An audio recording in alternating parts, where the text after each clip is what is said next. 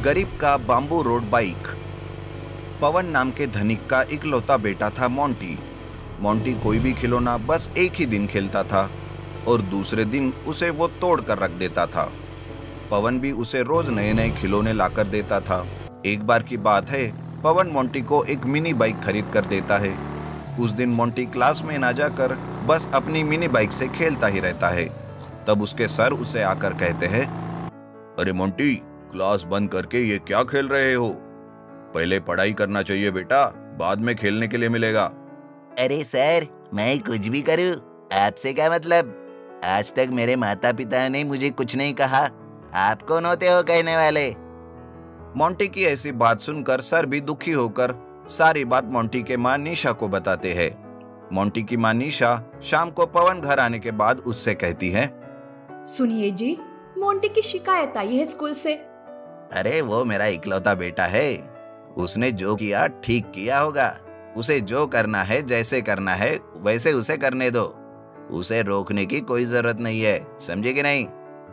पवन Monty को कुछ नहीं कहता, जिस वजह से वो और भी ज्यादा बिगड़ने लगता है। मोंटी रोज अपनी मिनी बाइक से स्कूल आने जाने लगता है। उसी गांव में एक गरीब परिवार काम की तलाश में आता है। उनका एक बेटा था बबलू। बबलू और उसका परिवार गांव के बाहर झोपड़ी बनाकर रहने लगते हैं। बबलू के माता पिता बड़ी ही मेहनत से उसका दाखिला स्कूल में करवाते हैं। बबलू को स्कूल में देखकर मोंटी कहता है, अरे अरे, ये कौन गरीब है? अब मुझे क्या इस गरीब के साथ पढ़ना होगा? इन गरीबों की तो औकात भी नहीं है पढ़ने की। पता नहीं सर ने इन गरीबों को स्कूल में दाखिला ही क्यों दिया। इस तरह मोंटी बबलू को ही बहुत भला बुरा कहने लगता है। स्कूल के पहले ही दिन बबलू बहुत उदास होकर घर वापस जाता है। वो घर आकर अपने माता पिता को सारी बात बताता है। तब उसके पिता मनोज कहते हैं, बेटा बबलू, जिसने जो कहा है उसे कहने दो। तुम बस अपना ध्यान पढ़ाई पर लगा दो बेटा। तुम मेरे समझदार बेटे हो ना, इसलिए अपने पिताजी की इतनी सी बात नहीं मानोगे। ऐसा कहकर बबलू पिताजी की बात मानकर स्कूल जाने लगता है। मोंटी हमेशा बबलू को भला बुरा कहते रहता है, लेकिन बबलू कभी भी उसे पलटकर जवाब नहीं देता। इस तरह एक बार बबलू को स्कूल आने के लिए देरी हो जाती है, जिस वजह से उसे सर मुर्गा बनने की सजा देते हैं। सारे बच्चे बबलू पर हंसते हैं। बबलू घर आने पर अपने पिताजी से कहता है, पिताजी, हमारा स्कूल घर से बहुत दूर है पिताजी। जाने के लिए बहुत समय लगता है। सर की रोज डांट खानी पड़ती है। आज तो सबके सामने मुझे मुर्गा बनना पड़ा पिताजी। बबलू की इस बात पर मनोज थोड़ी देर सोचता है और वो कहता है, कोई बात नहीं बेटा, कल से तुम्हें स्कूल के लिए देरी नहीं होगी। बस कल सवेरे देखना कि तुम्हारे पिताजी क्या करते हैं तुम्हारे लिए। घर में कुछ बांबू पड़े हुए थे। मनोज उन बांबू से एक मिनी बाइक बनाता है और सवेरे उस बांबू बाइक को देखकर बबलू भी बहुत खुश होता है और उसी बांबू बाइक से वो स्कूल जाता है। गांव के सारे लोग बांबू बाइक देखकर चकित हो जाते हैं। स्कूल में बबलू को बांबू बाइक के साथ देखकर मोंटी कहता है, अरे ये भी क्या बाइक होती है?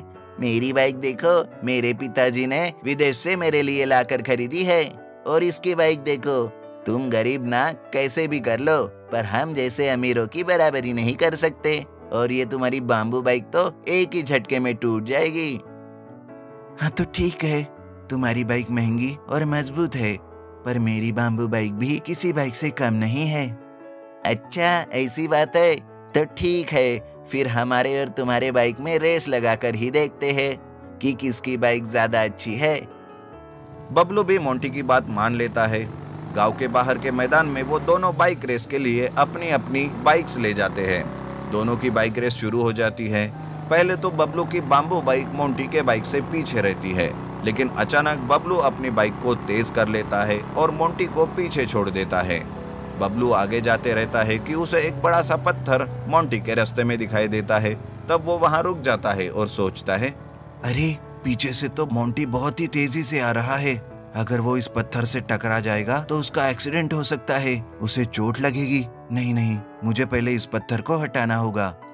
ऐसा सोचकर बबलू वो पत्थर हटाने की कोशिश करता है। पत्थर जैसे ही रास्ते से हट जाता है, वैसे ही मोंटी वहां से सही सलामत आगे चला जाता है।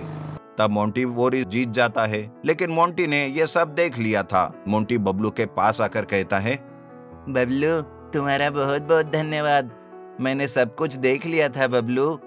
अगर तुमने वो पत्थर नहीं हटाया होता तो मेरा एक्सीडेंट हो जाता था, और अगर मैं तुम्हारी जगह में होता तो शायद ऐसा नहीं करता। तुम बहुत अच्छे हो बबलू, आज से हम दोनों दोस्त। उस दिन से वो दोनों अच्छे दोस्त बन जाते हैं। मोंटी भी अब अमीरी का घमंड करना छोड़ देता है और सबके साथ वो अच्छे से बर्ताव करने लगता है। इसलिए हमें कभी भी गरीबी और अमीरी में भेदभाव नहीं करना चाहिए। मैजिकल खिलौना ट्रक आरसी हेलीकॉप्टर। मदन नाम का आदमी गांव-गांव घूमते हुए खिलौने बेचा करता था। ले लो खिलौने, ले लो भाई खिलौने, बड़े ही अच्छे अच्छे सस्ते खिलौने ले लो। मदन की आवाज सुनकर एक बच्चा घर के बाहर आता है। उसे खिलौने बहुत ही पसंद आते हैं। वो अपने पिताजी को बुलाकर खिलौने खरीदने के लिए जिद करता है। तब वो आदमी कहता है, अरे क्यों भाई, कैसे दिए खिलौने? बहुत अच्छे दिख रहे हैं। भाई साहब, कोई भी खिलौना ले लो, सिर्फ 10 रुपए में। क्या कहा? सिर्फ 10 रुपए? ठीक है ठीक है, लो बेटा, तुम्हें जितने चाहे उतने खिलौने ले लो। पिताजी की ऐसी बात सुनकर वो लड़का 4-5 खिलौने खरीद लेता है। उसी के साथ साथ खिलौना ट्रक भी खरीदता है और वो अपने घर चले जाते हैं। मदन हंसते हंसते मन ही मन में सोचने लगता है, आज तो इस घर में ही चोरी करनी पड़ेगी, क्योंकि उन्होंने मेरा खिलौना ट्रक जो खरीदा है, पर उन्हें क्या पता कि वो मेरा खिलौना ट्रक एक मैजिकल ट्रक है जो उनका घर साफ कर देगा। मदन ऐसे ही मन में सोचकर हंसने लगता है और सीधा वहां से अपने घर चले जाता है।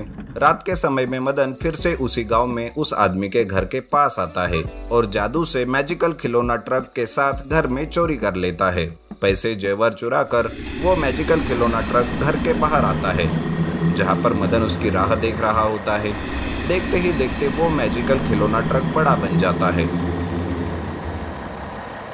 मदन पैसे और जेवर लेकर उस ट्रक में बैठकर वहां से गायब हो जाता है। दूसरे दिन जब सवेरे सवेरे लोग जाग जाते हैं तो उन्हें समझ में आता है कि उनके घर में चोरी हो चुकी है। इस तरह वो जोर जोर से रोने लगते हैं। सारे गांव वाले इकट्ठा हो जाते हैं। तब एक गांव का आदमी कहता है, अरे कोई तो पुलिस को बुलाओ। इस तरह पुलिस को फोन करके बुलाया जाता है। तब वहां इंस्पेक्टर महेश आता है। वो सारे घर की छानबीन करके पंचनामा करता है और उस आदमी से कहता है, घर से क्या क्या चीज चोरी हुई जरा हमें विस्तार से बताइए। मैं पूरी कोशिश करूंगा कि आपका चोरी किया हुआ सामान जल्द से जल्द मिले। वो आदमी इंस्पेक्टर महेश को चोरी की सारी बातें बता देता है। तभी उसका बेटा वहां आता है और वो कहता है, पिताजी पिताजी, वो मेरा खिलौने वाला ट्रक भी चोरी हो गया है। खिलौने वाले ट्रक के बारे में सुनते ही इंस्पेक्टर महेश चौंक जाता है। इंस्पेक्टर महेश उस बच्चे से अच्छे से पूछताछ करने लगता है। तब वो बच्चा खिलौना ट्रक के बारे में सब कुछ बता देता है। इंस्पेक्टर महेश को यकीन हो जाता है कि वो चोरी जरूर उस खिलौने वाले की ही होगी। इंस्पेक्टर खिलौने वाले की गांव में छानबीन करता है, पर उसे वो कहीं भी नहीं मिलता। इस तरह चोरी करने का सिलसिला दिन ब दिन गांव में बढ़ते ही रहता है और हमेशा की तरह हर चोरी में वो खिलौने वाला ट्रक शामिल रहता है। तब मदन सोचता है, जब तक मेरे पास एक मैजिकल खिलौना ट्रक है तब तक मुझे पुलिस पकड़ ही नहीं सकती। यूं चोरी करते करते बहुत सारा पैसा इकट्ठा कर लूंगा और ये देश छोड़कर ही चला जाऊंगा। इस तरह मदन चोरी करने का सिलसिला जारी रखता है। उधर इंस्पेक्टर बहुत कोशिश करता है मदन को ढूंढने का, लेकिन वो ढूंढ ही नहीं पाता। वो किसी भी तरह मदन को पकड़ ले इसी बारे में सोचते रहता है। तभी उसे एक दिन आइडिया आता है, अगर वो चोर खिलौने ट्रक से चोरी कर रहा है तो मुझे भी उसे पकड़ने के लिए कुछ ऐसे ही खिलौने का इस्तेमाल करना होगा। ऐसा सोचकर इंस्पेक्टर महेश एक आरसी हेलीकॉप्टर बनवाता है, जिसमें वो कैमरा छुपा कर रखता है और उस आरसी हेलीकॉप्टर से पूरे गांव पर वो नजर रखने लगता है। ऐसे में एक दिन मदन फिर से चोरी करने के इरादे से खिलौने बेचता है और फिर से वही सब होता है।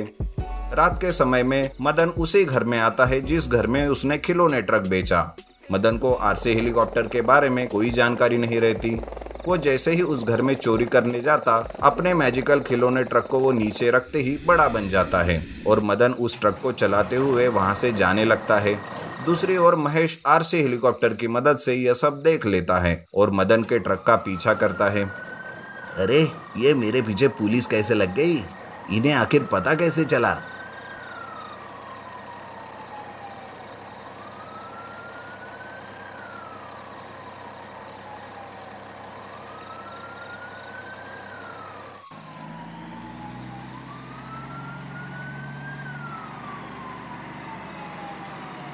ऐसा कहकर मदन अपने मैजिकल खिलौना ट्रक की स्पीड बढ़ाता है।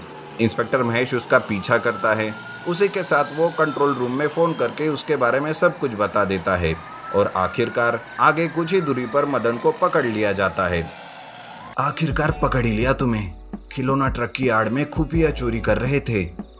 इंस्पेक्टर महेश आखिरकार उस चोर को पकड़ ही लेता है और उससे चोरी किया हुआ सारा सामान जब्त कर लेता है और उसे जेल की हवा खिलाता है। और जिन जिन का सामान चोरी हो गया था उन सबको इंस्पेक्टर महेश वो सामान लौटा देता है।